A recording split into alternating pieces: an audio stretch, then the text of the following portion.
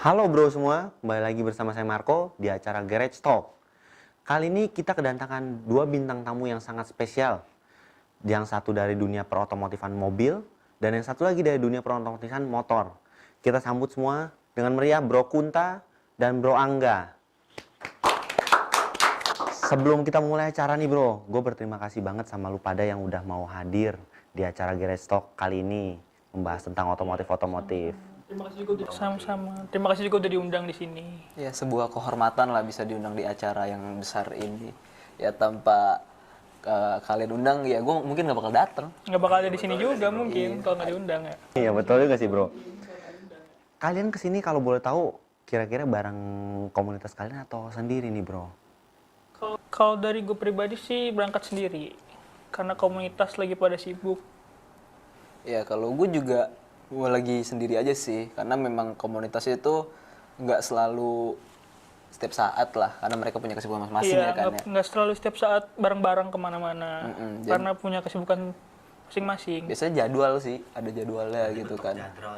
Nah kalau misalkan keseharian kalian ini selain yang kita tahu kan di sini semua kalian penikmat otomotif. Yang satu penikmat otomotif dari segi mobil, yang satu dari penikmat otomotif segi motor. Kira-kira keseharian kalian selain memodifikasi motor kalian itu dan mobil kalian itu seperti apa sih bro? Dari Bro Kunta. Kalau keseharian gue sih, gue pelajar kampus ya, mahasiswa ya. Itu keseharian utama. Terus ada side lah. Jadi usaha kecil-kecilan, biasa bantu orang tua aja sih, biar dapet duit. Karena kan butuh uang untuk modal modifikasi. Betul banget. Oh betul bro. Kalau dari Bro Angga sendiri apa udah kerja atau gimana nih? Sama, gue sendiri masih mahasiswa. Keseharian kalau kesibukan rumah paling bantu-bantu orang tua. Ada samping-sampingan juga gitu. Nah dari Bro Angga sendiri nih, kira-kira pengertian otomotif itu di dunia motor menurut versinya apa sih? Pastinya otomotif lebih ke kendaraan, baik walaupun roda 2, roda 4. Ya, itu Iya, ya. iya. Jadi kalau otomotif itu sebenarnya lingkupnya kendaraan sih, namanya benda yang bisa, kalau menurut gue sendiri ya, menurut gue pribadi, karena setiap orang kan punya pendapatnya masing-masing gitu kan. Jadi kalau menurut pandangan gue sendiri, otomotif itu adalah sebuah kendaraan gitu kan, yang mengantarkan kita dari titik A ke titik B, itu aja sih. Tapi banyak juga yang pencinta otomotif itu dia mendedikasikan hidupnya untuk otomotif. Nah, Akan sampai modifikasi sendiri otomotifnya, kendaraannya. Kebetulan membahas modifikasi nih bro. Kira-kira kita kan udah tahu nih otomotif itu kita punya kendaraan untuk mengantarkan kita ke suatu tujuan. Tapi yang namanya kita nggak mungkin dong kita sebagai manusia itu suka dengan apa aja yang ada di kendaraan kita tersebut secara standar bawaan pabrik. Nah pasti kan kita setiap kendaraan pasti kita akan berujung pada modifikasi. apalagi petrolhead kan nggak mungkin. Kira-kira apa sih modifikasi tersebut gitu loh menurut versi Bro Kunta dan Bro Angga ini? Kalau menurut gue sih modifikasi itu lebih ke mempercantik gitulah, memperbagus dan mempermewah kadang juga. Memperindah kendaraan. Memperindah pastinya. kendaraan pastinya. Banyak juga sih modifikasi itu bisa di eksteriornya gitu, mempercantik eksterior, memperbagus eksterior, atau memperbagus mesin, atau interior itu dari segi mobil ya. Mungkin kalau dari segi motor lu punya Jadi bahan perhatian di jalan raya gitu. Kalau dari segi eksterior nih kira-kira versi motor dan versi mobil itu apa aja sih yang dimodifikasi? Kalau versi mobil itu biasanya sih ya mungkin kalau dari catnya misalnya udah pudar, cat ulang misalnya kan biar kinclong lagi, terus di coating, di detailing biar mobilnya kelihatan enak dipandang. Terus kalau dari kaki-kaki misalnya dibikin chamber-chamber gitu ala-ala Hella Flash gitu. Saya lihat itu yang modelnya ceper ya bro. Tergantung sih, tergantung orang. Kadang ada yang mau chamber, ada yang mau tinggi atau gimana Tergantung terserah. selera masing-masing. Iya, balik. tergantung selera dan mobil juga. Terus ada lagi bagiannya yang lain itu mungkin dipasang body kit atau ganti velg, pasang spoiler, ditambahin splitter, diffuser, itu buat mobil-mobil yang Hella Flash atau JDM biasa begitu. Kalau untuk versi motor nih bro Angga, Kalau motor pastinya dari karena gue ini kan sukanya lebih ke Mogeluk. nah Kalau ngikutin look itu sepertinya bro enggak. Ada banyak sekali modifikasi dalam motor. Ada Thai look, Vietnam look, road race look, dan bahkan yang bro nggak suka itu moge look. Nah, kira-kira penjelasannya itu seperti apa sih dari masing-masing modifikasi tersebut? Kalau dari Vietnam look itu ya kayak lebih ke produk-produk dari Vietnam, kayak Nuvo, motor-motor Matic tuh ya. Kalau dari Thai look itu ala-ala negara tetangga Thailand. Kalau gue sih lebih suka ke moge look. Kelihatannya lebih berbobot motor, jadi gagah, sesuai yang bawa. Kalau badannya gede kan jadi lebih enak dipandang. Berisi ya bro, jadi lebih proporsional untuk dilihat orang. Nah, Ya, jadi bahan perhatian juga di jalan pastinya. Dari mulai body kit, pastinya kayak mobil juga. Terus kalau moge look lebih ke pelek. Pasti bawaan standar tuh diganti sama peleknya ukuran yang lebih besar. Ban juga diganti tapak lebar. Dari gear setnya pasti diganti. Terus aksesoris tambahan seperti spion, winglet, fender. Udah sih gitu aja paling menurut gua, sama knalpot palingan. tapi ada nggak sih bro yang orang yang pengen dua look gitu loh, antara road race look dan misalkan moge look gitu? Apa proporsional atau enggak bro kira-kira? Tergantung ke selera masing-masing sih kayaknya itu mah ya. Dia lebih sukanya ke road race look atau moge look. Kalau gue sendiri kan lebih suka moge look ya, jadi seperti itu aja mungkin modifikasinya. Kalau road race look gue kurang suka, jujur aja. Jujur aja. Tapi dari masing-masing ini kalian memodifikasi hanya eksterior atau interiornya saja? Interior udah pasti diganti juga buat nambah akselerasi mesin. Kayak oli pasti udah bukan rekomendasi dari bawaan dealer lagi. Ya udah pasti ganti, naik, upgrade lah bahasa anak motornya mah. Kalau dari mobil sendiri? Kalau gue tadi pengen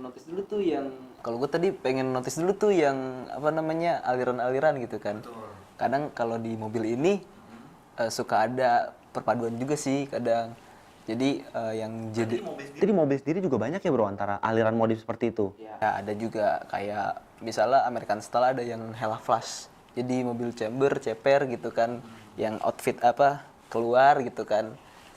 Terus ada lagi model-model klasik retro gitu. Ada yang itu sendiri ya, retro pokoknya mobil tua yang Mobil-mobil klasik. iya, pokoknya dilihatnya tuh kayak original gitu, kinyis-kinyis gitu kan, keren.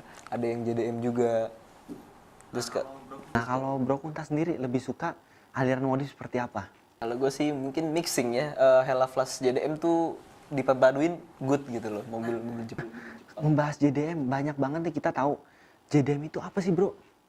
Iya, banyak banget ya yang denger gitu kan, orang-orang modif awal. Apa sih itu JDM? Ya, Iya, JDM. JDM itu lebih tepatnya Japan Domestic Market gitu. Jadi produk-produk Jepang gitu kan yang diproduksi di Jepang itu diimpor langsung gitu kan. Oh berarti semua part-part itu rata-rata impor ya bro? Rata-rata impor. Ada juga sih mungkin yang CKD, cuman udah pasti di Jepang dijual gitu. Jadi udah pasti bukan, karena kan ada yang mobil pabrikan gitu kan, mobil pabrikan misalnya mobil pabrikan Eropa, tapi di Eropa sendiri nggak dijual. Buat khusus pasar Asia misalnya. Ada mobil pasarnya pasar Jepang gitu. Ada yang Amerika nggak jual. Ada juga mobil pabrikan Jepang yang ngejual cuma di Amerika gitu. Nah, ini JDM ini berarti mobil-mobil yang pasarnya udah di Jepang gitu. Terus dimodif nih sama orang-orang Jepang nih. Ada bikin body kit banyak. Ada yang Rocket Bunny, ada yang Veilside, dan banyak banget deh. Velgnya juga TE37 Racefox. Itu NK gitu kan. Jadi produk-produk Jepang yang orang-orang Jepang udah modif duluan. Kayak contohnya kalau di motor kayak Thai look atau apa tadi? Moge look, Vietnam look, Vietnam look gitu. road race look. Kalau itu kan orang-orang Thailand misalnya modif Thai look. Nah, ini orang-orang Jepang kiblat kita. Bro, kira-kira menurut Bro Angga dan Bro Kunta nih, modifikasi itu wajib nggak sih untuk kendaraan? Kalau dari gue sendiri, dibilang wajib nggak wajib sih. Cuman kalau memang lu senang sama otomotif, lu senang sama kendaraan maupun motor atau mobil gitu, dan lu punya passion gitu, lu pengen ngelihat mobil lu tuh beda dari yang lain. Berarti nggak mau disamain ya bro? Mau disamain, walaupun mobil lu sama misalnya nih. Misalnya sama-sama LCGC atau misalkan sama-sama mobil muscle car gitu ya bro, tapi nggak mau sama dengan orang lain. Pokoknya sama dengan orang nggak mau, pokoknya ciri khas sendiri. Yang sendiri beda dari yang lain. Beda dari yang lain itu dimodifikasi. Ada banyak juga sih tipe modifikasi. Ada yang buat race, misalnya itu buat kompetisi race. Ada juga buat kompetisi kontes gitu. Spek dari segi apa nih? Mungkin dari looknya atau dari segi permesinannya. Kalau dari look udah pasti pengen tampil beda. Dari motor-motor standar pasti diubah. Aftermarket. Kayak tadi yang udah dijelasin, dari body-bodinya diganti. Yang udah sama yang lain-lainnya pokoknya diganti dari bawaan standar pabrik. Biar jadi tampil beda gitu. Dilihat di jalan raya juga jadi bahan perhatian orang-orang. Iya. Kalau dari segi mobil, yang paling menarik perhatian modifikasi itu apa sih bro? Kalau dari mobil itu biasanya mobil ceper, terus mengkilap, bodi kita gede-gede, lebar-lebar gitu. Biar lebih menarik perhatian ya bro karena gede. Kalau untuk dari motor sendiri nih, seperti apa? Yang kira-kira menarik perhatian masyarakat gitu loh. Yang paling menarik tuh pastinya pelek. Body, itu udah pasti udah jadi bahan perhatian orang dari body. Apalagi suara. Dari suara knalpot juga pasti jadi bahan perhatian juga. Tapi suara knalpot tetap yang mode merdu aja, nggak terlalu menggelegar, merusak kuping gitu. Kebetulan kita mau mendengar suara knalpot nih. Kira-kira knalpot seperti apa sih yang kita kan tahu nih, kita punya regulasi yang kurang bersahabat dengan yang namanya knalpot racing, baik di motor maupun baik di mobil. Kira-kira saran dari bro ini, knalpot seperti apa yang boleh dipakai dan tidak gitu loh? Apakah mengganggu ataukah enggak gitu, baik di motor maupun di mobil? Kalau di motor sendiri pastinya sesuai dengan ketentuan ya. Batas desibelnya itu nggak boleh melebihi. Itu udah pasti legal, boleh. Apalagi pokoknya standar pabrik itu pasti legal, aman di jalan. Betul. Ya kan? Tapi kalau dari kita sendiri yang suka otomotif, apalagi modifikasi, bawaannya pengen ganti aja tuh knalpot, udah nggak mau standar, kelihatannya pengen tampil beda aja dari yang lain. Kita tahu nih bro, meskipun kita sudah mengikuti aturan regulasi yang knalpotnya harus dibawa sesuai desibel sekian untuk motor sekian dengan cc sekian, tapi kan masih banyak tuh yang disuruh, masih dirazia, bahkan sampai menurut bro sendiri manusiawi nggak sih mendengarkan knalpot itu langsung di kuping?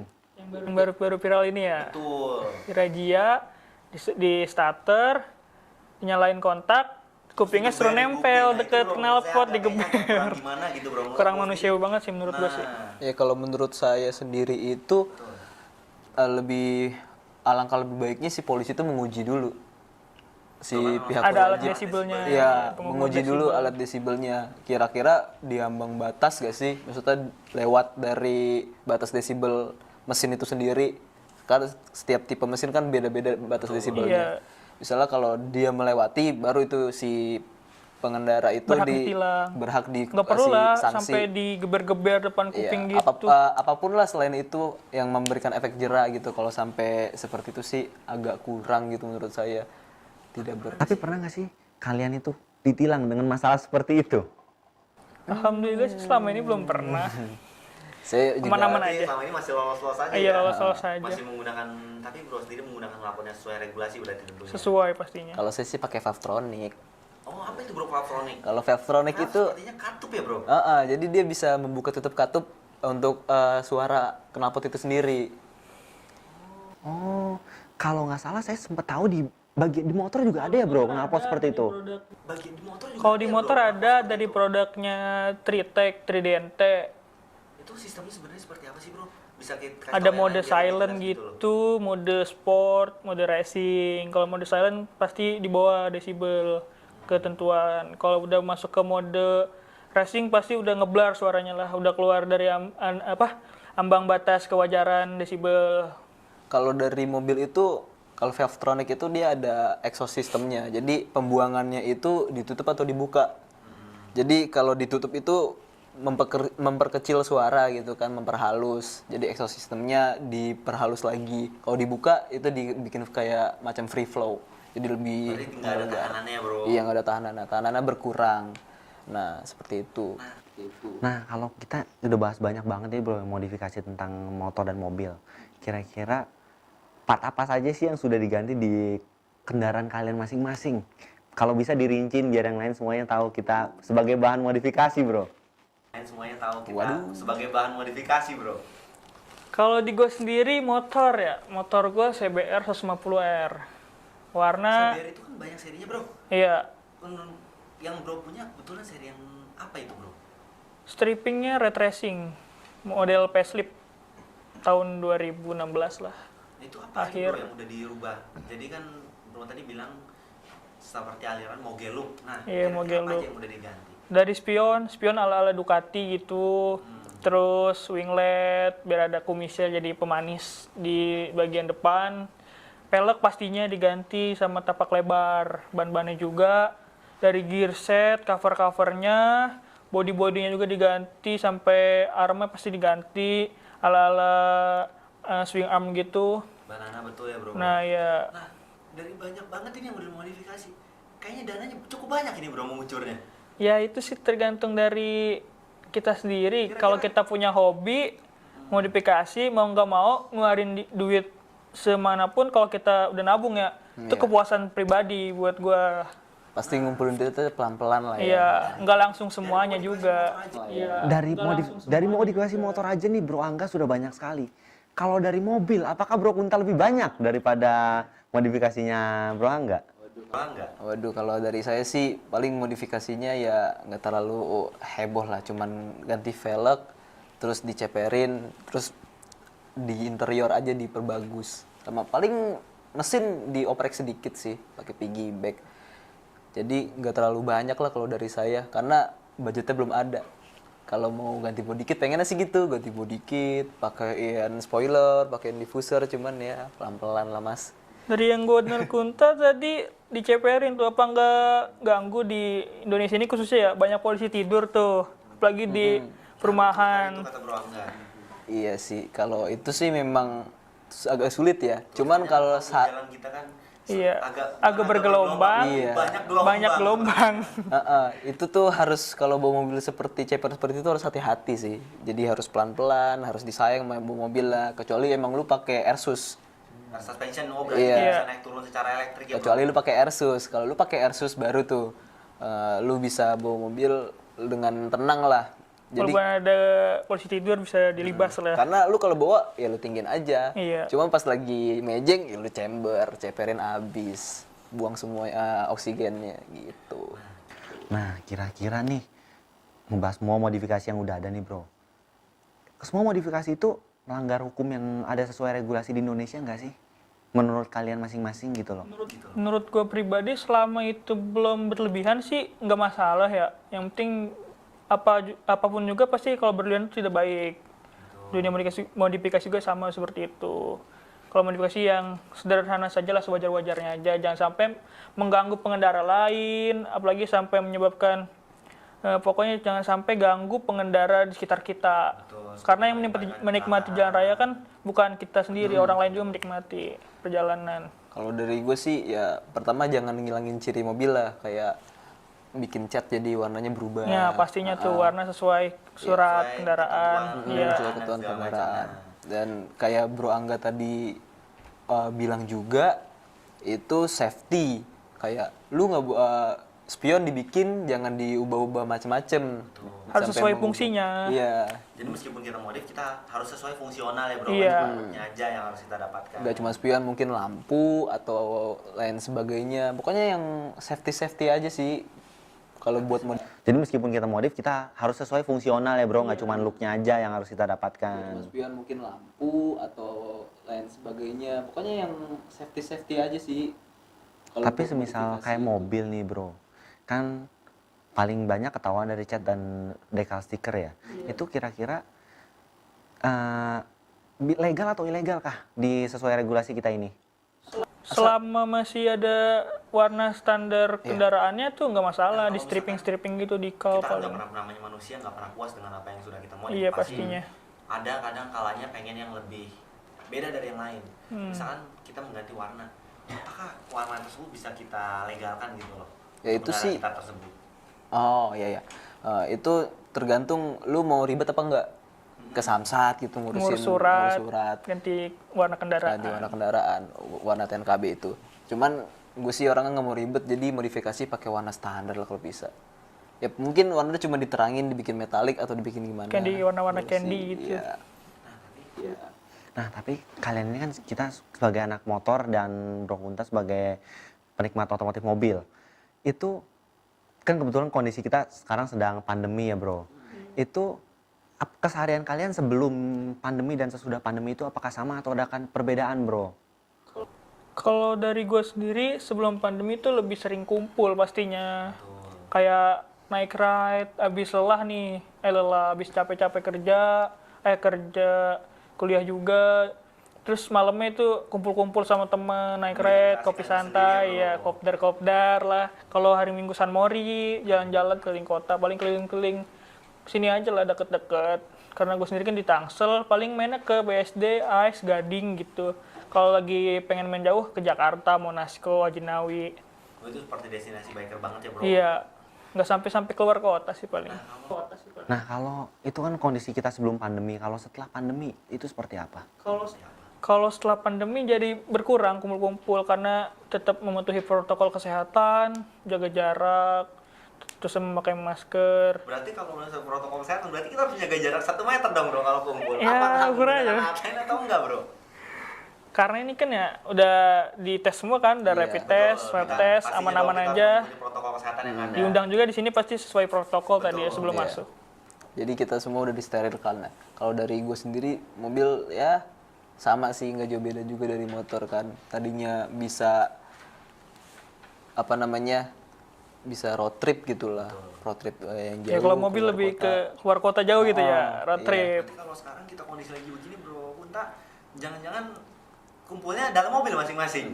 Dalam Ya, mobil masing-masing, bisa mandek. jadi ya. Jadi gue Garasi bilang, masing-masing. Protokol kesehatan ya, Bro.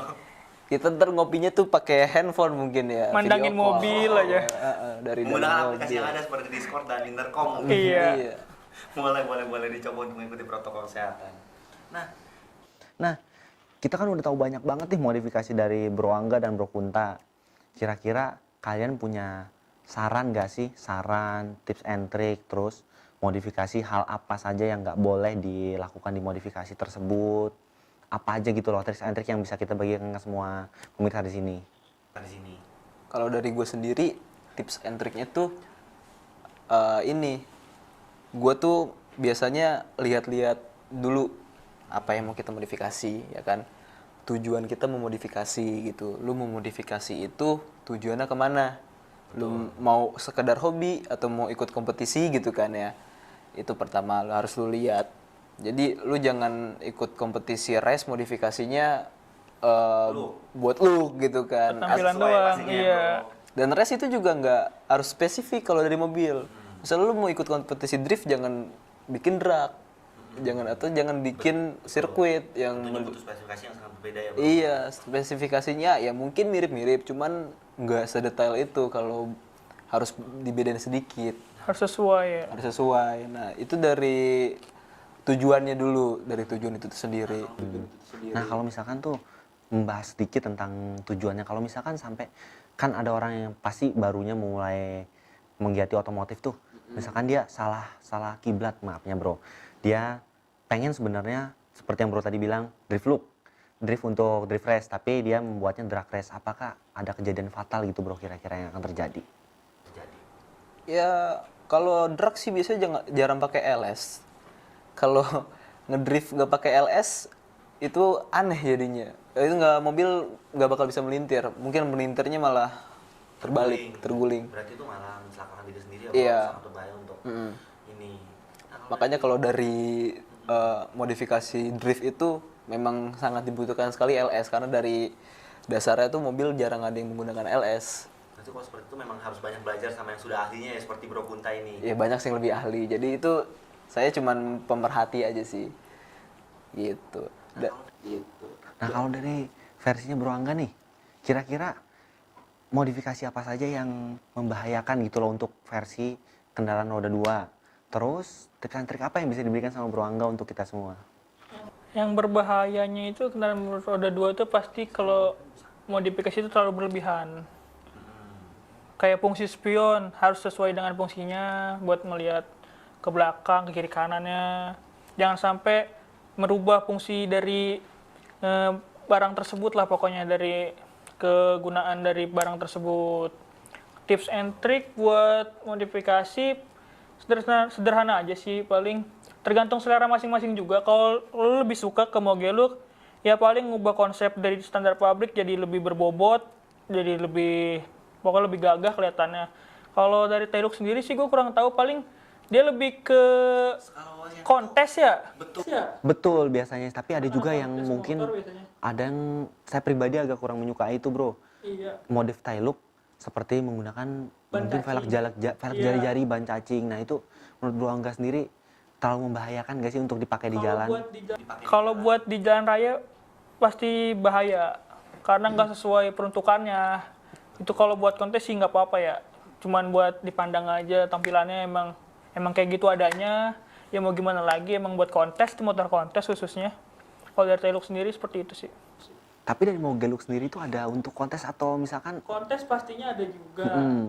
Dia lebih ke perawatan body pasti lebih kinclong, di detailing, di cutting berapa layer gitu, pokoknya sampai sekinclong mungkin nanti berarti sampai bisa ngaca di tangki ya bro? bisa ngaca tuh di bodi motor Mungkin kalau di mobil lebih kinclong lagi kali ya? pastinya. Nah itu yang gue baru dengar juga sih, white gloss itu sekarang tuh lagi happening juga di kalangan artis-artis atau YouTuber otomotif sekarang. Itu gue nggak ngerti, cuman emang gila keren banget. Jadi tuh bisa lebih klimis dari detailing biasa dan lebih tahan lama proteksinya gitu. Untuk kalian pribadi yang penikmat otomotif, modifikasi itu sebetulnya sangat penting ya untuk kalian pribadi. Bagi udah menjiwai pastinya, ya mau ngeluarin duit seberapa banyak pun kalau emang udah hobinya, emang udah kesukaannya, ya tetap dijalanin lah pokoknya. Nah, udah banyak banget yang kita bahas dari Bro Kunta dan Bro Angga. Banyak banget modifikasi yang kita udah tahu, dari mulai eksterior, interior, permesinannya, body kit seperti yang Bro Kunta tadi bilang, terus hukum-hukum yang sesuai regulasi di negara kita. Banyak banget nih yang udah Bro Angga dan Bro Kunta bagikan untuk kita semua. Saya merasa terhormat di sini bisa kedatangan Bro Kunta dan Bro Angga. Thank you banget Great Stock. Semoga acara ini ke depannya bisa lebih meriah lagi, bisa mendatangkan bintang tamu yang lebih hebat lagi. Saya di sini Marco sebagai pembawa acara dari Garage Talk. Mohon pamit undur diri. Sekian bro semua.